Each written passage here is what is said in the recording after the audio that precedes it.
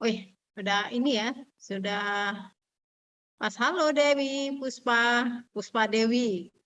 Halo Kak Halo, Nini, sehat Kak? sehat. Oke, on time. Pas, tepat waktu. Oke, kita mulai aja ya, biar nanti terus enak diskusi santai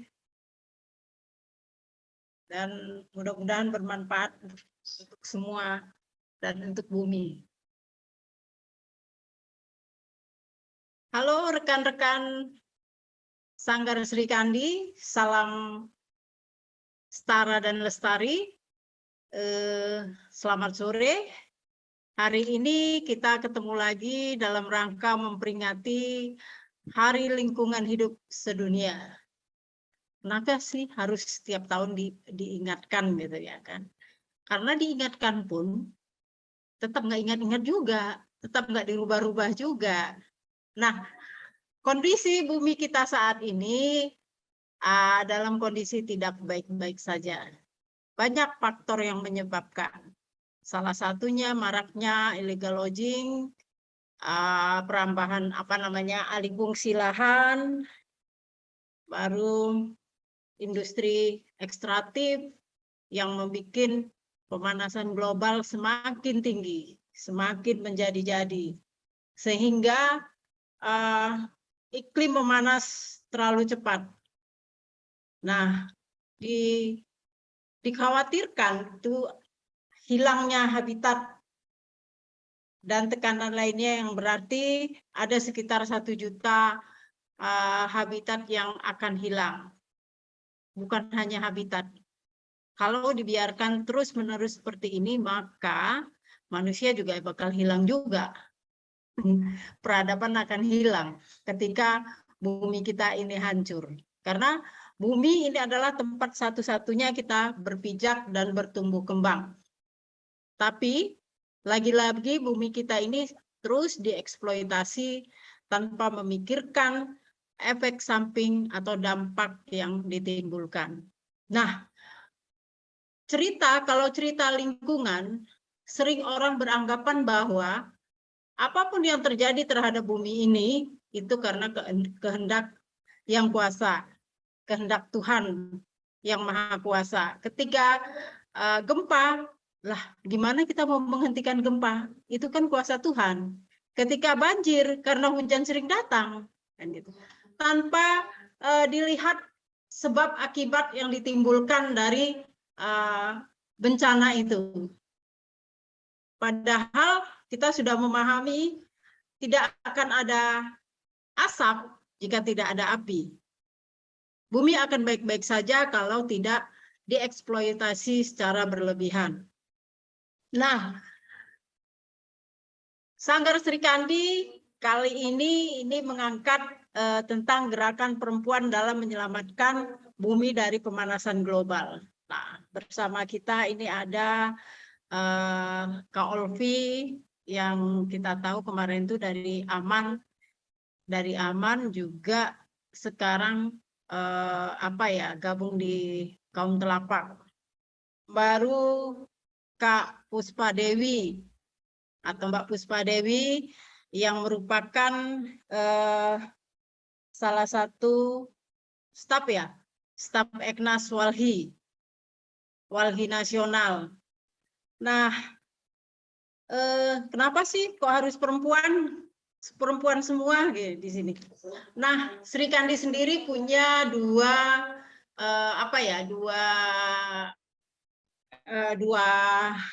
metode. Pertama itu kita buat Wisma Sri Kandi.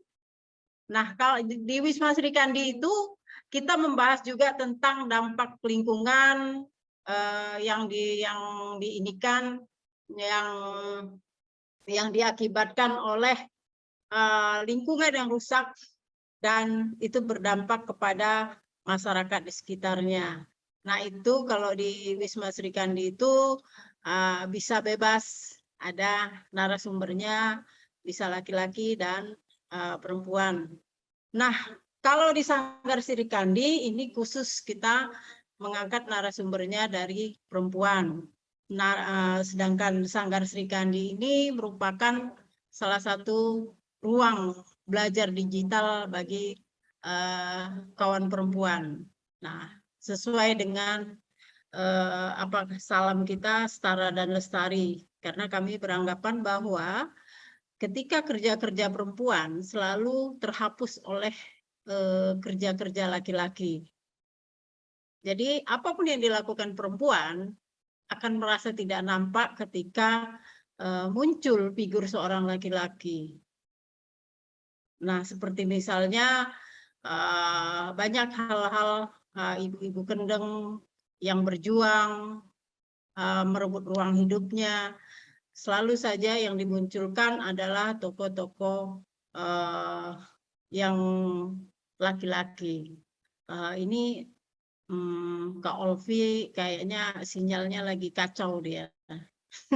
Mungkin untuk selanjutnya aku pengen dengar dari Kak Puspa Dewi selaku staf Eknas bisa memaparkan apa sih yang sudah selama ini yang sudah dilakukan terkait kondisi bumi, terkait kondisi lingkungan, lalu advokasinya dan bagaimana memotivasi masyarakat di tingkat tapak. Yang kita tahu bahwa Walhi ada di mana-mana. Nah, Sri Kandi sendiri adalah anggota Walhi. Walhi. Jadi dari Walhi ke Walhi nih. Aku ingat Mbak Dewi, dan Mbak Dewi ini yang aku sangat ingat itu ketika kita ketemu di panel hal Palembang. Waktu itu aku minta kaos dari SP dan ternyata habis. Mbak Dewi dari SP, saya sendiri merupakan kader KPI, Koalisi Perempuan Indonesia. Lengkap deh. Kayaknya lengkap gitu ya. Mungkin Mbak Dewi bisa memaparkan apa-apa yang sudah dilakukan dari Walhi, dari ujung timur sampai ujung barat ini kan. Walhi ada di mana-mana gitu kan. Di sini juga ada Walhi gitu. Silakan Mbak Dewi. Oke. Ya, baik, terima kasih Kak Mimi ya. Salam kenal jumpa lagi ya. Setelah sekian lama gitu ya. Ini ketemunya virtual ya, nggak ketemu langsung gitu ya. Iya, terima kasih kawan-kawan Sri Kandi yang sudah memberikan ruang kesempatan ke saya ya, ke Walhi untuk bisa berbagi pengalaman ya, berbagi pengetahuan dan informasi dengan kawan-kawan semuanya. Nah, karena saya diminta dengan teman-teman Sri Kandi untuk juga bisa melihat bagaimana sih sebenarnya gerakan perempuan hari ini ya di dalam penyelamatan bumi ataupun kemudian merespon bagaimana situasi perubahan iklim saat ini terjadi. Nah, tentu ketika kita berbicara gerakan itu tidak hanya muncul tiba-tiba. Ya, pasti kemudian ada yang melatar belakangi kenapa kemudian muncul gerakan-gerakan perempuan ya yang untuk menyuarakan keadilan iklim. Nah, kita memang perlu melihatnya berbicara keadilan iklim. Kenapa? Karena berbicara soal perubahan iklim itu sangat erat kaitannya berbicara soal keadilan. Kenapa? Karena situasi yang terjadi hari ini itu tidak tiba-tiba juga gitu. Ya, ada situasi yang mempercepat. Mungkin kalau orang bilang ya perubahan iklim pasti terjadi. Iya, tetapi pertanyaannya situasi yang sekarang itu adalah semakin mempercepat. Gitu. Mempercepat. Nah, saya rasa teman-teman juga sudah banyak mengetahui gitu ya, yang menyebabkan terjadinya pemanasan global ya hari ini yang tentu saja itu hari ini juga berimplikasi terhadap masyarakat ya, termasuk juga ataupun terutama adalah perempuan dan kelompok-kelompok marginal lainnya seperti itu. Tentu kalau kita melihatnya kenapa perempuan dan kelompok marginal lainnya dia menjadi kelompok yang rentan terhadap situasi ini itu juga tidak terlepas dari struktur ya sistem yang hari ini ada. Apa yang kita bilang soal sistem patriarki tadi gitu ya.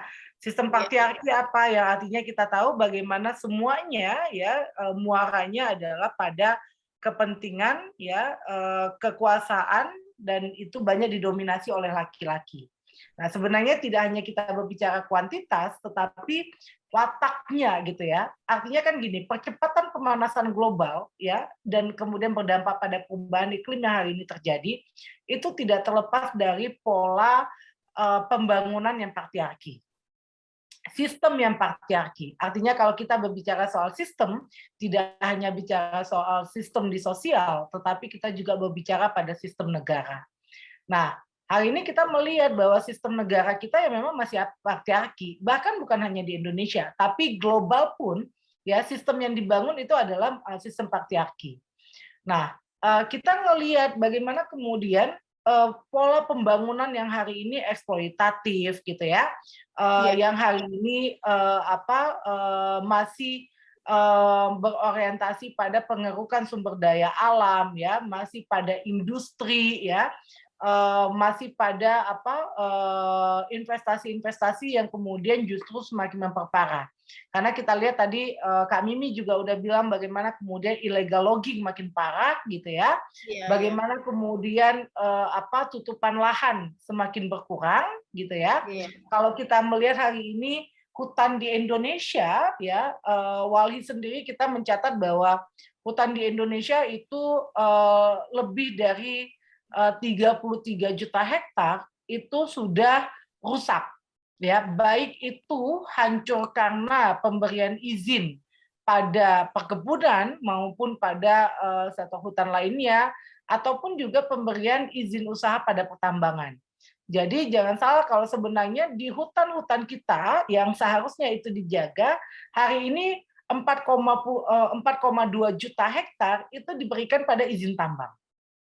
Jadi kita bisa membayangkan bagaimana kemudian krisis ekologis yang tentu juga mempengaruhi pada krisis iklim yang hari ini terjadi. Nah, kalau kita mau melihat soal dampaknya, saya rasa semua kita sekarang, bahkan kalau mau dilihat ya, bukan hanya yang di pedesaan yang kemudian mengalaminya ya, pesisir, bahkan kita sendiri juga udah mengalaminya gitu. Kenapa dengan cuaca yang mulai berubah ataupun bencana iklim yang semakin sering, tentu itu punya implikasi pada pekerjaannya kita dong, ya. Kalau biasanya, aduh ini kita mau pergi karena ada pertemuan dengan warga dan sebagainya, wah nggak bisa banjir, ya kan? Wah nggak bisa hujan tiba-tiba gitu ya. Padahal ada kerja-kerja kemanusiaan yang lain yang juga itu terpengaruh. Jadi sebenarnya ya semuanya sekarang udah kena gitu. Nah, tapi kan pertanyaannya adalah siapa yang paling rentan lagi? Kan begitu ya pertanyaannya yang tadi kan. Tentu kalau kita melihatnya kenapa kemudian perempuan hari ini diletakkan ataupun dia dilihat sebagai kelompok yang punya dampak yang berbeda ketika terjadi perubahan iklim ini, ketika terjadi krisis iklim ini. Jadi orang kan banyak bilang ya kan sama aja laki-laki kan juga mengalaminya gitu ya. Nah, tapi kita coba lihat dengan struktur yang patriarki, dengan sistem yang masih patriarki, bagaimana kemudian dampak krisis iklim itu nggak bisa dilihatnya netral gender. Ya kan, nggak bisa dilihatnya ya laki-laki juga kena, nggak bisa begitu. Kenapa? Karena struktur sosial kita itu masih belum berubah dengan meletakkan bahwa perempuan sebagai diletakkan tanggung jawab soal keluarga, soal keberlangsungan hidup dan sebagainya, ya kan? Nah, jadi kalau kita mau ngelihatnya, siapa sih yang kemudian yang berpengaruh ya? Kita belum lihat lagi perempuan yang dia misalnya difabel, atau perempuan lansia, atau perempuan yang dia memang dari menengah ke bawah dan sebagainya. Artinya kita pun membaca situasi ini juga perlu dengan kalau kita kan sering melihatnya bagaimana memandang satu persoalan ini dengan cara pandang interseksionalitas. Apa cara pandang interseksionalitas? Bahwa ya perubahan bahwa situasi yang dialami oleh perempuan dengan berbagai latar belakang, dengan berbagai situasi itu harus dilihat konektivitasnya gitu. Bahwa krisis iklim yang terjadi tentu ada perbedaan misalnya perempuan yang dia kelas menengah ke atas dengan kelas menengah ke bawah. Kan begitu ya, kita tidak Iya, bisa iya. kemudian mengeneralkan itu. Nah, eh, situasi kalau dilihat siapa yang kemudian bertanggung jawab terhadap ini? Karena tadi kita melihat bahwa penyebabnya adalah dari aktivitas-aktivitas perusahaan skala besar, ya, yang dia menggundulkan lahan gitu ya, yang dia kemudian mengeksploitasi sumber daya alam, Iya. industri-industri yang dia mengeluarkan emisi luar Iya. biasa gitu ya. Maka mereka lah yang kemudian sebenarnya bertanggung jawab terhadap ini. Siapa mereka? Mereka adalah negara industri. Kenapa negara industri? Kita bicara soal jejak ekologis, jejak utang ekologis. Bahwa kondisi hari ini ada itu ya karena pengaruh ya ataupun cara-cara dari negara industri, negara maju yang kemudian semakin masif mengembangkan industri yang dia mengeluarkan emisi. Siapa lagi yang kemudian bertanggung jawab? Tentu yang perusahaan-perusahaan yang tadi kita sebutkan juga ya, perusahaan multinasional, transnasional seperti itu. Dan siapa yang lagi kemudian mendukung ini? Kita tidak bisa melepaskan juga peran dari lembaga keuangan internasional. Kenapa? Karena dari pendanaan-pendanaan yang diberikan, utang yang diberikan ya, itu juga menyumbangsi terhadap percepatan krisis iklim yang hari ini terjadi. Jadi kita harus harus melihat cukup kritis ya. Nah, apakah kondisinya hari ini berubah gitu ya? Nah, situasi ini yang kemudian kan kita ngelihatnya menjadi pemicu untuk ada gerakannya. Nah, gerakan perempuan adalah salah satu yang dia juga mendorong soal keadilan iklim. Nah, bagi gerakan perempuan berbicara soal keadilan iklim, dia tidak hanya melihat dalam konteks sumber daya alam saja atau lingkungan, tetapi lebih Iya. dalam lagi adalah bagaimana itu punya implikasi pada ketidakadilan gender. Ya kan? Betul. Makanya kenapa kalau bagi gerakan perempuan berbicara keadilan iklim itu juga harus diletakkan berbicara pada keadilan gender. Nah, Betul. apakah kemudian kebijakan-kebijakan iklim yang ada, baik itu adaptasi, mitigasi, ya, maupun soal pendanaan iklim, ya, maupun pada aksi-aksi atau proyek-proyek yang mengatasnamakan mengatasi perubahan iklim, dia menjawab nggak juga keresahan pada keadilan gender? Karena harusnya itu kan muaranya untuk mengubah sebuah perubahan sosial yang kita bilang, yaitu kalau tadi Kak Mimi mengawali dengan salam setara dan lestari gitu ya, Iya. maka ya kita meletakkan apakah kemudian kebijakan iklim yang dibangun, apakah kemudian dengan aksi-aksi iklim yang dibangun itu mengurangi nggak ketidakadilan gender atau justru kemudian menambah keadilan gender. Nah, itu yang kemudian kita perlu kritis melihatnya. Jangan-jangan ya perubahan iklim itu dijadikan alat lagi ya ataupun dijadikan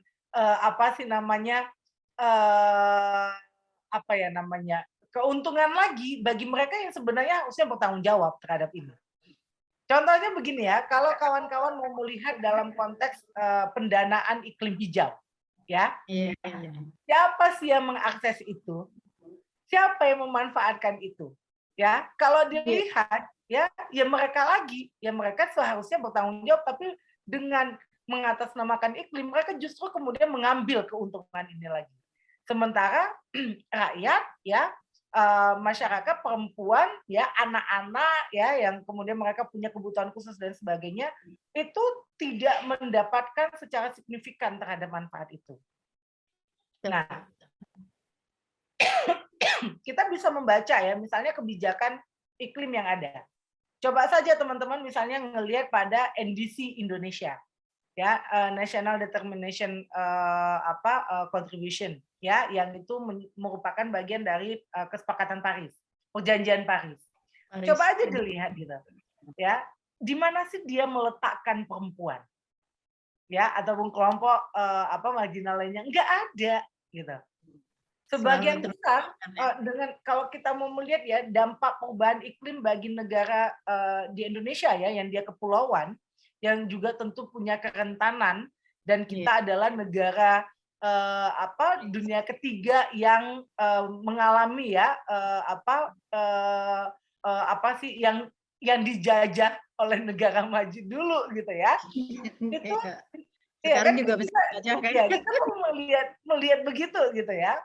Apa yang kemudian dirasakan, kenapa hari ini pemerintah Indonesia kok lebih justru mengedepankan mitigasi ya? Bukan pada mengutamakan pada adaptasi. Apa contohnya? Contohnya gini, kalau mitigasi ya itu punya kebijakan khusus. Ya, ada perpres gitu ya. Ada bahkan di NDC itu 70% itu sebenarnya banyak arahnya pada mitigasi gitu ya. Sementara adaptasi itu tidak punya payung hukumnya. Kalau mitigasi dia punya perpres RAN GRK ya, pengurangan emisi gas rumah kaca. RAN api itu nggak ada gitu. Jadi kita bisa melihat bagaimana cara pandangnya negara ya terhadap konteks ini juga. Kita melihat hal ini ya perubahan iklim seperti dijadikan satu kesempatan untuk kembali investasi gitu. Tapi tidak dilihat bahwa investasi itu ya ataupun ekonomi sebenarnya adalah co-benefit, tapi utamanya adalah penyelamatan dulu gitu. Nah, ini enggak gitu. Yang di mindset-nya masih juga dalam kerangkanya adalah investasi. Investasi. Nah, kita banyak membaca bagaimana kemudian proyek-proyek iklim pun yang hari ini yang kalau Wali bilangnya ini adalah solusi palsu gitu ya. Kenapa? Karena proyek-proyek yang dilakukan itu tidak menjawab krisis iklim yang ada, tapi justru kemudian menambah persoalan yang baru. Contohnya ya, teman-teman Walhi dan beberapa jaringan di Sulawesi Tengah, mereka advokasi untuk yang PLTA Poso, ya, hidropower ya, tenaga air. Tapi apa yang terjadi? Mereka pemerintah Indonesia mengatakan, oh ini kan energi bersih. Tapi dia kemudian menggusur, menghilangkan sumber kehidupan, ya, menghancurkan ekologi yang ada. Dan bagi perempuan, ya tentu itu juga menjauhkan perempuan dari alamnya. Karena untuk pembangunan itu banyak kemudian lahan-lahan pertanian yang itu dikelola oleh perempuan udah nggak bisa lagi. Artinya ada pengetahuan, pengalaman perempuan di dalam mengelola alamnya itu hilang, ya, dirampas, dihancurkan dengan mengatasnamakan proyek-proyek iklim tadi. Nah, jadi kalau kita mau bilang solusi iklim ini yang mana sih sebenarnya? Tentu kita tidak hanya melihatnya dia hanya bersih ataupun turun emisi, tapi dia berkelanjutan nggak? Dia berkeadilan nggak? Ya, termasuk kalau kita bilang soal keadilan gender, ya kan? Jangan-jangan kemudian proyeknya justru akan meningkatkan keadilan gender. Nah, ini yang kemudian kita bilang ya dia tidak menjawab terhadap apa yang hari ini sedang diperjuangkan oleh gerakan perempuan. Nah, kalau kita mau lihat gerakan perempuan yang hari ini juga banyak berbicara soal keadilan iklim, ya, tidak hanya di Indonesia, kita bisa melihat tidak hanya di internasional ya, tidak hanya di regional ataupun di negara lain, di tingkat nasional maupun bahkan di tingkat lokal gitu ya. Di tingkat lokal itu cukup banyak sebenarnya inisiatif-inisiatif perempuan untuk bagaimana mereka bisa survive ya menghadapi situasi perubahan iklim. Nah, sayangnya beberapa programnya pemerintah ya yang mereka mengatakan ini melibatkan perempuan, tapi kita melihatnya ini justru sebenarnya sedang memanfaatkan ya memanfaatkan paradigma konstruksi gender yang ada di sosial ya. Contohnya apa? Contohnya ya, saya mau kasih contoh gini. Kan kalau misalnya proyek sampah, bank sampah. Ya. Coba paling banyak siapa? Hampir semuanya perempuan. Paradigma yang dibangunnya apa? Karena sampah banyak dihasilkan oleh perempuan. Marah nggak kita? Karena dibilang yang paling banyak kan sampah rumah tangga, itu perempuan kan. Loh, kenapa jadi perempuan yang harus menanggung jawab ini? Sampah yang dihasilkan itu buat keluarganya ada laki-laki, ada perempuan, ada semuanya loh. Kenapa jadi perempuan yang bertanggung jawab? Tapi itu perempuan gitu ya kan? Iya. Nah itu yang kita perlu kritis melihatnya. Apakah itu kemudian menjadikan memang menjawab persoalan perempuan ketika terjadi krisis iklim ini, atau memanfaatkan ya perempuan lagi dengan mengatasnamakan oh kita udah melibatkan perempuan tanpa kemudian ada kesadaran kritis yang dibangun pada perempuan. Nah, belum lagi kalau kita membaca begini, pada beberapa program ya kayak misalnya tanam pohon ya atau yang tadi soal bank sampah atau kalau sekarang itu misalnya tanam-tanam urban farming atau apa gitu ya. Pertanyaannya ya, apakah kemudian mengurangi beban perempuan di rumah? Itu satu. Jangan-jangan dia udah kerja di luar, dia kerja lagi di dalam gitu. Ya. Yang kedua, kita melihat ini seperti ada memindahkan peran domestik perempuan pada ranah publik.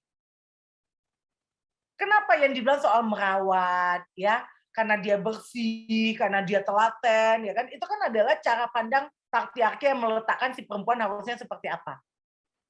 Ya kan? Nah, jadi kita perlu kritis untuk melihat itu. Perlu kritis gitu ya. Jadi ketika kita mau bilang gerakan gerakan untuk keadilan iklim dan keadilan gender ya, itu tidak hanya cukup hanya oke perempuan udah dilibatkan kok tanam pohon. Oke perempuan udah ada kok dengan bank sampah. Enggak cukup karena kita harus melihat holistik. Holistiknya apa? Apakah program yang dibangun dari perencanaan itu melibatkan perempuan enggak? Jangan-jangan ya udah nih udah ada programnya kalian lakukan ya gitu. Ya apa bedanya kita masih dijadikan objek? Iya kan? Karena bukan kita juga yang menentukannya. Apa kata bos ya? Iya, ya kan? Jadi kalau kayak gitu loh, kita dijadiin objek lagi dong dengan alih-alih oh kita udah melibatkan perempuan, tapi sebenarnya kita jadi objek gitu loh. Nah, ini yang dihadirkan untuk taken absen gitu. Nah, ya kan masih cara-cara yang begitu kan? Oh, ada partisipasi tapi hanya berhenti dengan taken absen. Ya kan? Ya, nah yang seperti itu ya memang kita juga perlu kritis dengan hari ini yang ada. Apalagi kalau kita mau melihat arah negara ya pemerintah gitu ya untuk menjadikan perubahan iklim ya ini sebagai satu fokus ya isu strategis negara. Maka kita lihat apakah kemudian itu memang menjawab kepentingan perempuan, kepentingan rakyat, atau justru kemudian melahirkan banyak persoalan yang lainnya. Ya, itu yang kita perlu kritis gitu ya. Karena kita banyak juga melihat dengan proyek-proyek yang skala besar ya yang mengatasnamakan iklim tapi kemudian justru menambah persoalan ekologis ya, persoalan perempuan ya, menambah ketidakadilan gender yang kita bilang sehingga kita bilang ya ini bukan solusi keadilan yang kita sebut seperti itu. Kalau kita mau melihatnya ya pada apa yang hari ini terjadi. Kalau mau dilihat banyak nggak praktek-praktek banyak. Kalau kita lihat nanti mungkin Kak Olvi ya bisa juga cerita bagaimana di perempuan adat dia menjaga hutannya ya. Di perempuan pedesaan, pesisir, mereka punya cara-cara sebenarnya bagaimana menghadapi situasi ini. Pertanyaan besarnya adalah sejauh mana upaya-upaya itu, inisiatif perempuan itu memang disupport, didukung oleh negara, oleh pemerintah. Ya kan? Tidak kemudian menegasikan apa upaya-upaya yang sudah dilakukan oleh perempuan-perempuan perempuan adat, perempuan petani, perempuan nelayan ya, bahkan perempuan miskin kota atau bahkan kemudian perempuan buruh dan yang lainnya. Apa yang kemudian disupport ya oleh negara gitu. Karena kalau kita mau runutin lagi ya dampaknya terhadap perempuan panjang. Ya. Hari ini kalau kita mau bilang ya buruh perempuan yang kemudian bermigrasi ke kota atau ke negara lain itu juga punya keterkaitannya pada perubahan iklim. Ya kan? Karena yang kita ceritain ya kan. Ya? Nggak cukup 1 jam. Iya, makanya itu yang kemudian kita perlu ininya. Ya mungkin itu dulu ya, nanti kita bisa mengelaborasi lagi. Dan kalau Walhi sendiri, salah satu yang saat ini juga sedang didorong adalah kita sedang mendorong untuk adanya undang-undang perubahan iklim yang tentu saja berkeadilan dan berkelanjutan gitu ya. Karena kita melihatnya belum ada payung hukum untuk perubahan iklim. Ini kan masih pecah-pecah kebijakannya. Tapi tidak ada gambaran besar sebenarnya dari negara bagaimana untuk melindungi rakyatnya, untuk melindungi perempuan dan kelompok marginal lainnya dari krisis iklim yang ada hari ini. Dan tentu saja untuk meminta pertanggungjawaban dari penyebab percepatan krisis iklim. Itu Oke. Kak Mimi, mohon maaf kalau panjang ya. Terima Ya, kasih. apa? Saya sih seneng gitu. Kalau seandainya waktunya bisa lebih gitu ya kan. Jadi enak kita berelaborasi tanpa harus di-cut, tanpa harus ini ya kan, harus memikirkan waktu. Tapi ada waktu nanti mungkin aku ke Jakarta, aku jumpai dirimu, kita ngobrol-ngobrol asik gitu ya kan. Kan jadi gini, seperti yang dibilang Mbak Dewi, bahwa terkadang perempuan itu tidak dipandang ketika untuk mengambil kebijakan. Salah satu contoh yang terjadi di Pangkalan Susu, ketika mau mendirikan PLTU Pangkalan Susu 1, 2, 3, dan 4, perempuan itu tidak dilibatkan untuk dimintai pendapat. Selalunya tokoh masyarakat diwakili oleh laki-laki, itu yang dimintai pendapat, dan yang bertanda tangan selalu laki-laki. Tapi dampak yang dirasakan akibat dari tanda tangan seorang laki-laki, beberapa orang laki-laki, itu mengakibatkan ribuan perempuan terpuruk perekonomiannya, kesehatannya, dan lain sebagainya. Nah, itu yang dikatakan, apakah ini yang dikatakan kesetaraan? Negara itu meratifikasi bahwa menjunjung tinggi nilai-nilai kesetaraan antara laki-laki dan perempuan.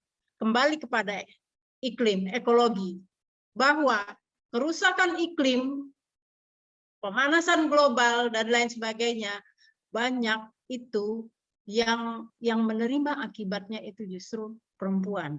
Karena apa? Ketika iklim yang rusak di satu tempat, di satu desa, perempuan ada di situ, laki-lakinya bisa berpindah ke tempat lain, bisa merantau dan lain sebagainya. Nah, perempuan akan setia tetap merawat kampung halamannya, merawat rumahnya, merawat anak-anaknya, sehingga satu lokasi yang tercemar, maka dia ikut merasakan tercemarnya lingkungan tersebut. Itulah riwayat perempuan yang selalu dinomorduakan, tapi undang-undang menganggap itu sudah menjadi kesetaraan. Benar nggak? Jadi mungkin Kak Olvi ya, Kak Olvi, gimana sinyal udah oke?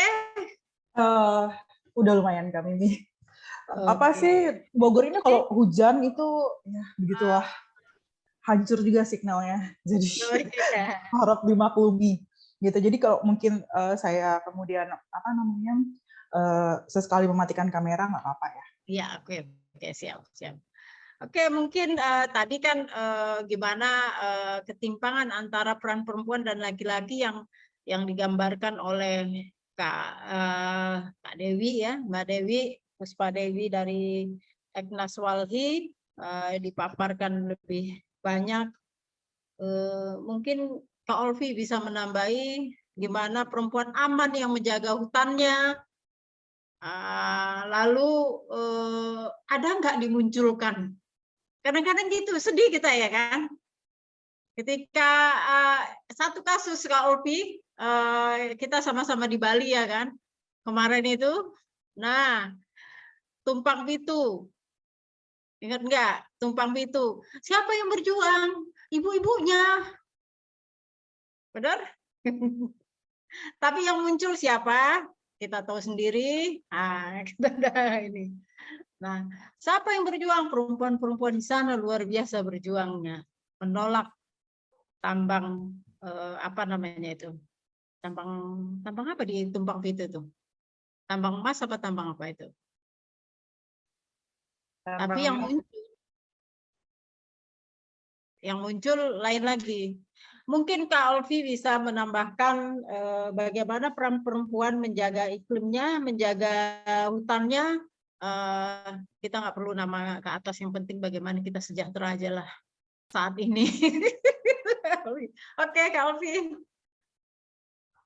Terima kasih Kak Mimi. Mungkin sebelum aku bicara panjang, bicara apa yang terjadi di wilayah adat, wilayah perempuan adat, mungkin sedikit menggambarkan situasi kerusakan iklim.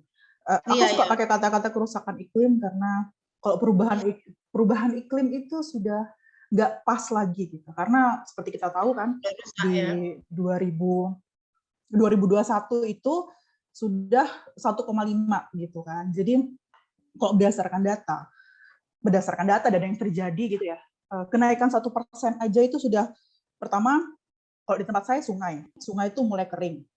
Kedua, hutan tuh jadi mudah terbakar, hutan adat ya. Terus belum lagi bicara tentang serangan panas. Dan bencana alam tuh kalau diperhatikan selama 50 tahun belakangan gitu tuh 3 kali lipat meningkat.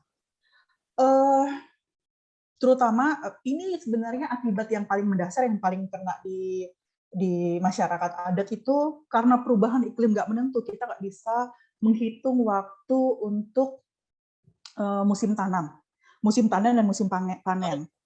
Nggak cuma musim tanam dan musim panen ya. Jadi kalau kalau di pesisir itu kemudian agak kebingungan bagaimana waktu yang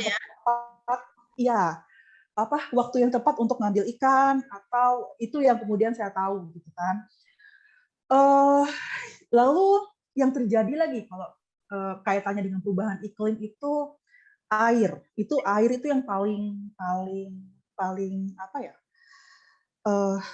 terlihat ya, apalagi kemudian konteksnya perempuan dengan berbagai macam latar belakang, perempuan adat, perempuan pesisir, perempuan perkotaan, yang tinggal di kampung gitu, komunitas, miskin kota, itu kemudian paling dekat dengan yang namanya air gitu. Jadi kalau untuk perempuan adat sendiri, selain untuk kebutuhan sehari-hari, untuk berladang, untuk bercocok tanam gitu, konteksnya karena saya orang Dayak kan, jadi konteksnya berladang, itu yang kelihatan sekali begitu. Yang paling kelihatan juga ketika krisis air terjadi gitu ya, yang paling kelihatan itu dalam urusan ekonomi. Itu yang paling kelihatan. Contoh sederhana aja, rotan. Mungkin kok di beberapa tempat rotan itu ya rotan aja, tanaman yang kemudian belukar. Tapi kalau di tempat saya ya, di Kalimantan pada umumnya gitu, itu tempat di mana biodiversity, maksud saya keragaman hayati itu ada gitu. Jadi penandanya itu kan karena rotan selalu tumbuh di lahan yang basah begitu, lalu atau di beberapa tempat di lahan gambut begitu, atau di hutan yang tutupannya masih rapat, itu kemudian kalau di tempat saya jadi penanda bahwa itu kawasannya masih bagus. Untuk orang Dayak sendiri, rotan itu nggak cuman untuk kerajinan ya, nggak cuman untuk bahan anyaman yang kemudian dijual, tapi itu sumber pengetahuan. Tadi seperti yang disinggung sama Mbak Dewi gitu kan, bicara tentang kerusakan iklim, itu nggak cuman konteksnya iklim berubah, tapi pengetahuan juga hilang. Ini saya bicara tentang satu jenis tanaman ya, rotan ya. Untuk orang Dayak itu kan selain untuk sekarang kerajinan, kalau dulu kan untuk sampai sekarang sih kalau di tempat saya untuk alas tempat duduk gitu kan, untuk anjat tas yang dari rotan gitu loh. Lalu untuk bahan makanan gitu kan, mungkin udah tahu kan tentang umbut rotan yang bisa dimakan gitu. Buahnya kemudian buah rotan itu kalau sudah musimnya itu untuk jadi sumber makanan juga. Itu baru satu jenis loh. Saya nggak akan bicara tentang jenis lainnya. Jadi sebegitu merusaknya gitu. Kerusakan iklim sekarang bukan cuman gara-gara, tapi ini semua terjadi karena 1,5% itu yang per April 2020 kemarin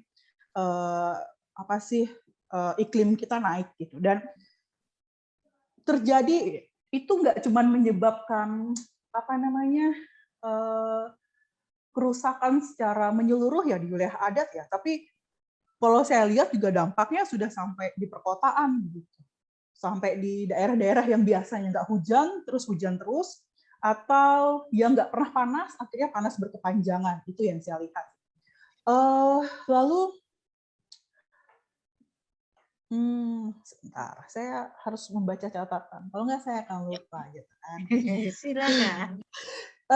Hal lainnya, begitu kan, bicara tentang kerusakan iklim ya, gitu. Karena kecenderungan sistem bumi itu menurun, gitu kan.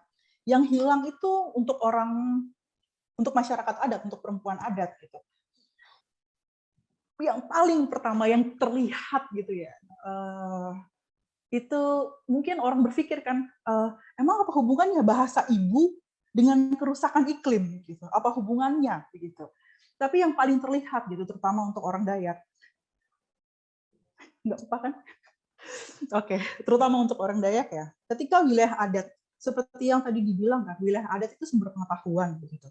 Ketika kemudian wilayah adat hilang, ya kalau kita sepakati bersama kan, kita sepakati dulu bersama bahwa kerusakan iklim ini nggak cuman apa hubungannya dengan kenaikan air laut, lalu lapisan ozon menipis atau segala macam, tapi kita tahu bahwa eksploitasi besar-besaran terhadap hutan tadi sudah disinggung sebenarnya sama Mbak Dewi.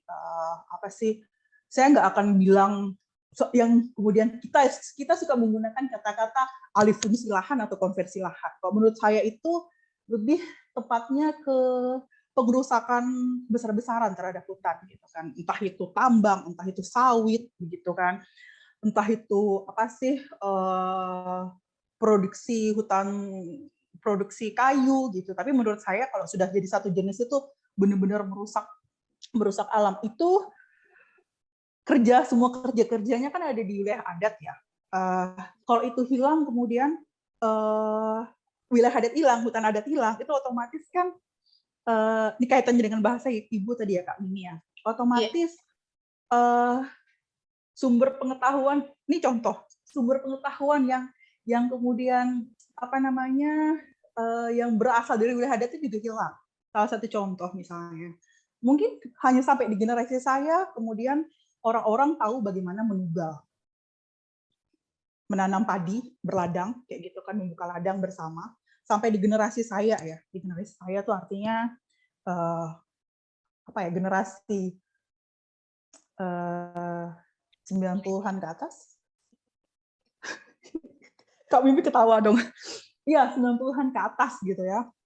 Itu karena kemudian 90-an ke bawah itu karena nggak ikut dalam proses berladang. Mereka kemudian nggak tahu bahasa berladang untuk bahasa Dayaknya gitu kan, berladang itu apa, atau bibit itu apa gitu. Itu hal sederhana. Bayangin kemudian apa sih semua hal kalau untuk orang Dayak ya kan, karena bukan ketergantungan. Hidup kita itu dari hutan, oleh hutan, dan untuk hutan kayak gitu kan. Wilayah adat konteksnya. Itu apa sih ketika bergeser kemudian prosesnya nggak ada hutan, otomatis nggak bisa berladang. Kemudian semua hal yang mengiringnya itu kan pelan-pelan hilang kan. Gitu. Begitu juga pengetahuan bagaimana melindungi hutan. Itu yang saya mau tekankan gitu. Nggak cuma konteksnya bahasa ya, tapi kemudian pelan-pelan bagaimana cara melindungi hutan. Gitu. Yang seperti saya bilang tadi, 90-an ke atas mungkin pengetahuannya sedikit ya, mungkin hanya sekitar 10-20%. Adik saya bahkan nggak tahu begitu kan, bahkan dia nggak begitu pandai bahasa ibunya, bahasa Benua, karena saya Dayak Benua kan. Jadi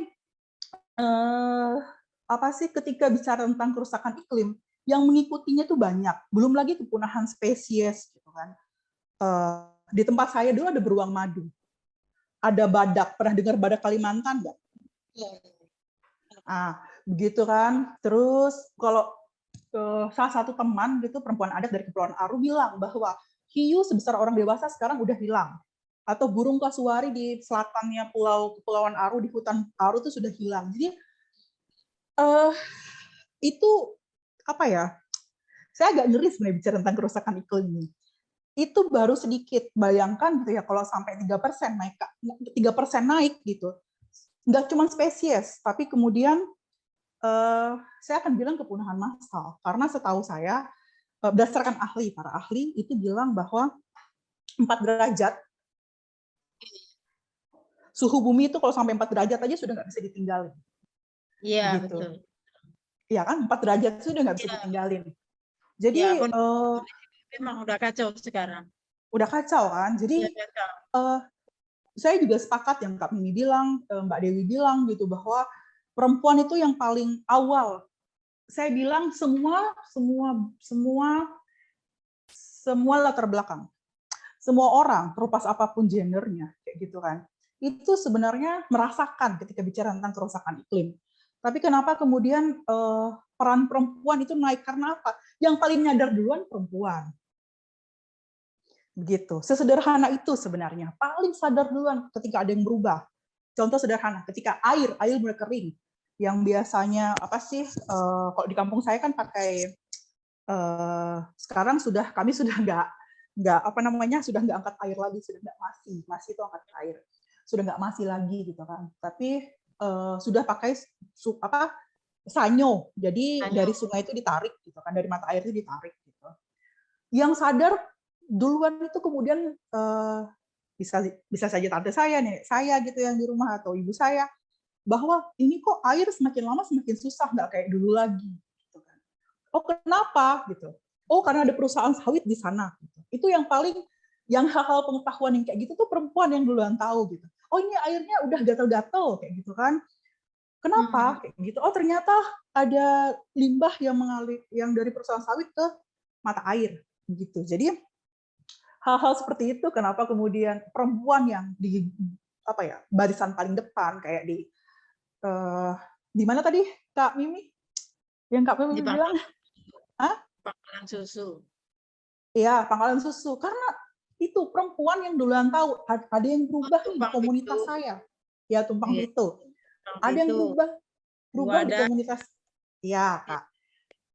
Ada yang berubah di rumah saya gitu, ada yang berubah di kampung saya, ada yang berubah di komunitas saya gitu kan. Dan saya juga sepakat tadi, dan sialnya lagi kita kemudian perempuan adat kemudian terus-menerus melihat proses itu gitu kan. Dalam prosesnya gitu harus kita akui bahwa proses penyelamatan gitu itu terus-menerus dilakukan, terutama untuk perempuan adat. Praktek-praktek yang memastikan keberlangsungan gitu itu terus-menerus dilakukan. Misalnya gitu, memastikan satu lahan. Saya akan klarifikasi terkait pada ladang bergulir. Ladang bergulir itu kan sebenarnya konsepnya sangat sangat berkelanjutan. Contoh sederhana. Kami kemudian nggak akan berladang di di ladang yang sama itu dalam rentang waktu misalnya 10 tahun itu sampai dipakai berkali-kali gitu kan. Harus ada proses dia jadi hutan buah-buahan gitu kan. Karena kalau kita tanam padi biasanya berladang itu nggak cuma beras aja yang kita tanam, tapi kemudian di situ ada pohon-pohon besar gitu, pohon-pohon buah gitu. Jadi paling lama satu ladang itu maksimal 10 tahun begitu kan. Bahkan ada yang kemudian 5 tahun.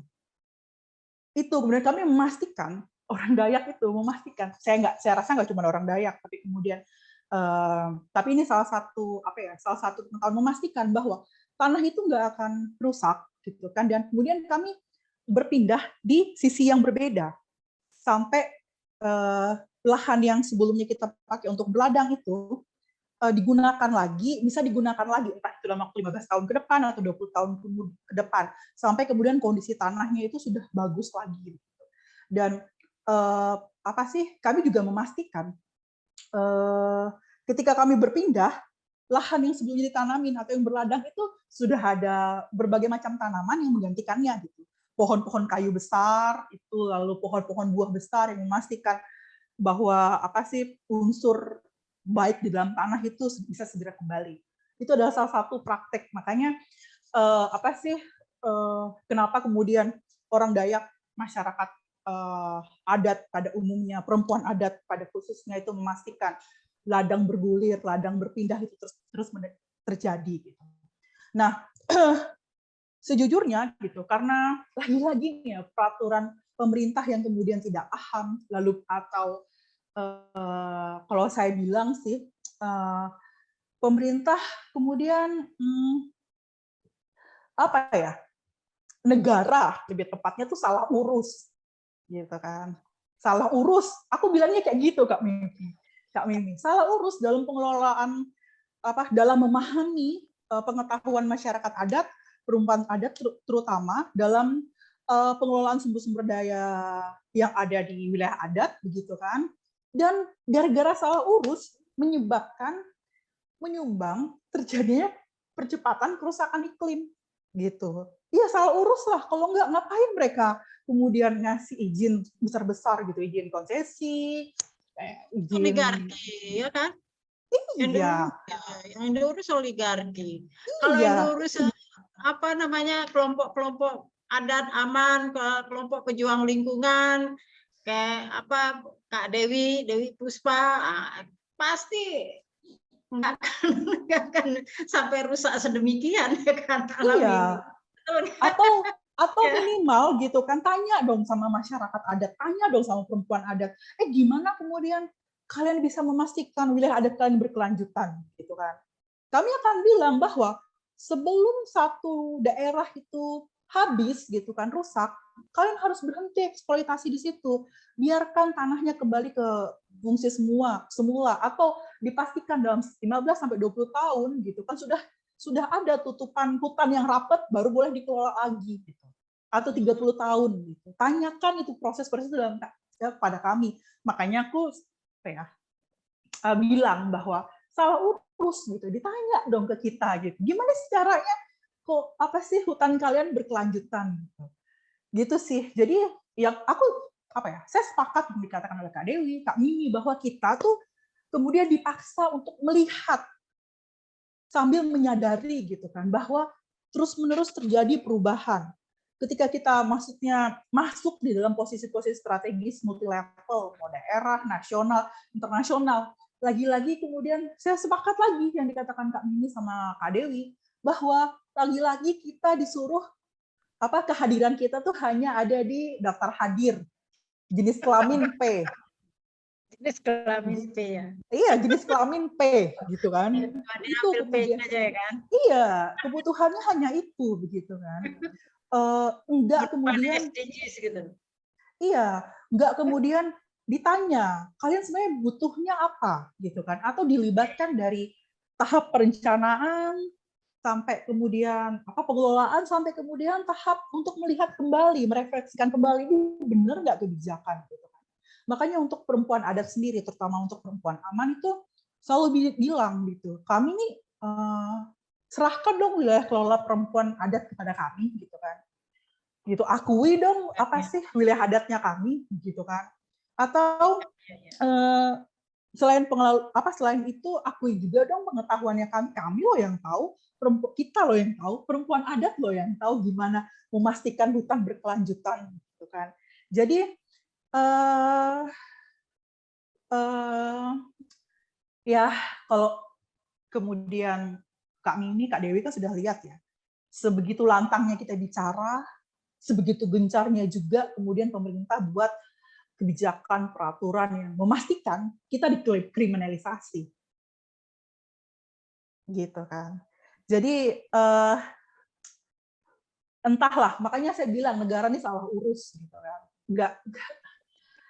Nggak tahu lah, saya nggak akan bilang pemerintah ya, konteksnya negara, karena masyarakat yang tahu pun diem gitu, karena bukan urusannya mereka menurut mereka, gitu kan. Terus ketika teman-teman NGO, teman-teman CSO kemudian ngomong,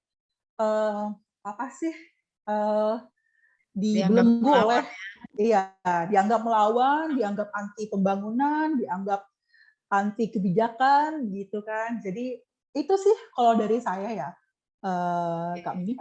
Iya. Saya ingat gini, kami kaya karena alam kami terjaga. Sepakat dengan itu kan? Kami kaya karena alam kami terjaga. Kami kaya bukan karena investasi. Justru kami miskin karena investasi. Jadi banyak perempuan-perempuan desa, perempuan-perempuan di tingkat tapak yang jatuh miskin karena datangnya investasi. Iming-imingnya investasi akan membuat orang kaya. Itu cerita bohong.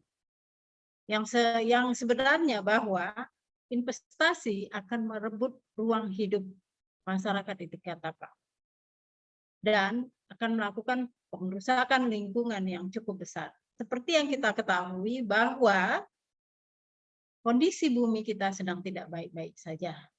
Pemanasan sudah luar biasa terjadi.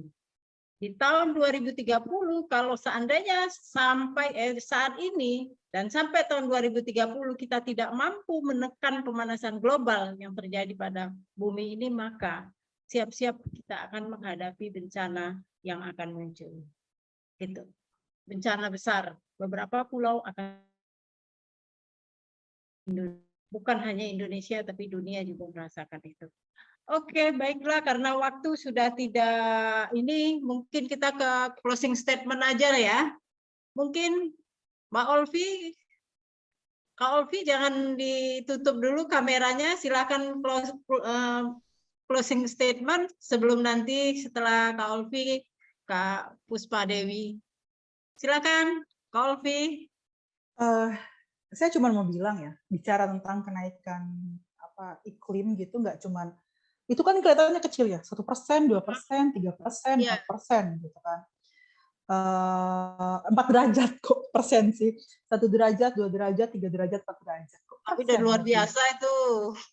Gitu itu naik 1 derajat luar biasa. Iya, itu bukan cuma, itu kelihatannya kecil gitu kan. Tapi sebenarnya karena kelihatan kecil, kita cenderung mengabaikan.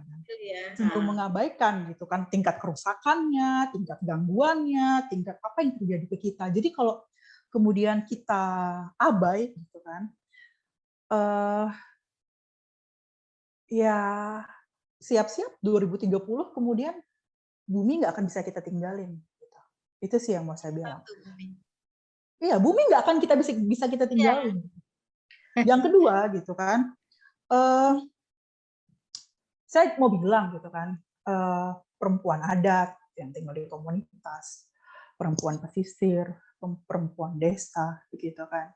Karena yang tinggal di kampung dan komunitas kan nggak cuma perempuan adat ya, ada teman-teman transmigran kayak gitu kan, ada teman-teman yang kemudian mungkin memutuskan untuk tinggal di kampung atau di desa gitu. Kehidupan mereka itu, sebagian besar itu mengandalkan sumber daya alam dari hutan gitu. Jadi kalau kemudian terus-menerus ini dibiarkan gitu, artinya yang saya mau bilang adalah nggak akan ada keberlanjutan begitu. Sekarang mungkin beruang madu yang punah, kedepannya bisa jadi satu komunitas masyarakat adat akan hilang. Gitu. Itu bisa terjadi. Itu aja sih dari saya, kami. Terima kasih. Oke. Itu makanya hutan adat bukan hutan negara ya. Iya, berdasarkan MK, apa sih, putusan MK, ya. Oke, siap. Segantian ini Mbak Puspa Dewi, masih adakah? Masih.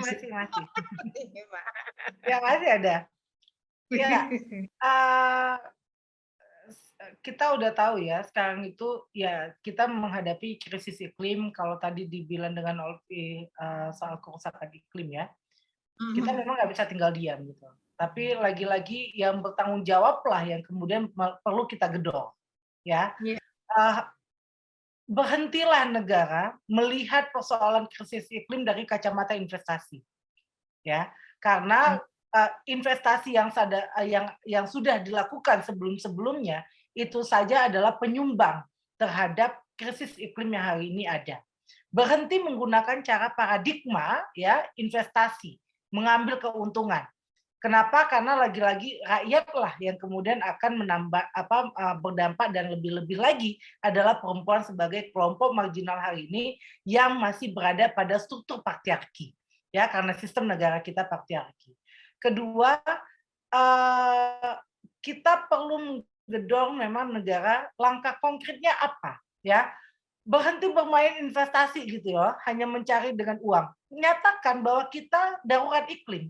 Ya, tanggung jawab pada negara maju, tanggung jawab perusahaan itu yang harus diutamakan.